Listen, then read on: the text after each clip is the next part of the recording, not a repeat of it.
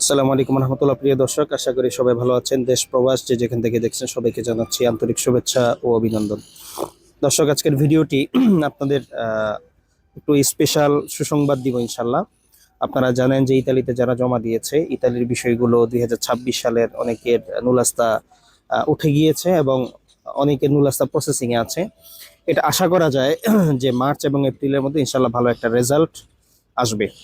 তো আলহামদুলিল্লাহ আমাদের বেশ কিছু কাজ খুব ভালো অবস্থানে আছে, সবাই দোয়া করবেন। ইনশাল্লাহ এবার এমন কিছু হবে যেটা কেউ ভাবেনি আগে। তো আল্লাহ তাআলা আসলে দিলে বেশি সময় লাগে না, আশা করি আপনারা দোয়া করবেন এবং যারা যারা অপেক্ষমান আছে সবার ইয়ে হবে। তো আমি কিছু জিনিস আপনাদেরকে দেখাচ্ছি। যে আমাদের যে ফাইলগুলো কমিউনিকেশন আসছে, অল্প কিছু দেখাচ্ছি কারণ সবগুলো আসলে দেখানো সম্ভব না।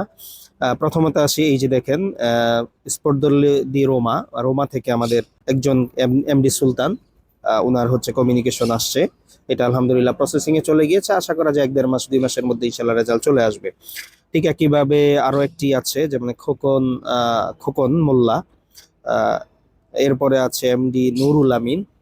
ঠিক এরকম ভাবে আমাদের আলহামদুলিল্লাহ অনেকগুলো ফাইল প্রেস্ততুরিয়াতে চলে গিয়েছে, আশা করা যায় খুব দ্রুত ইনশাল্লাহ আমরা নুলাস্তা পেয়ে যাব। এবং দেখতে পাচ্ছেন এই যে ভিডিওতে এখানে যে অংশটা, এখানে যেমন একটি নাপোলির ফাইল পর্যন্ত চলে আসছে। আমাদের কিছু নাপোলিতে দিয়েছিলাম টেস্ট হিসেবে, বেশিরভাগ হচ্ছে অন্যান্য জায়গায়। তারপর লাতিনাতে দিয়েছিলাম আমরা, তারপর রোমার কোটা কিন্তু এখন অনেক বেশি।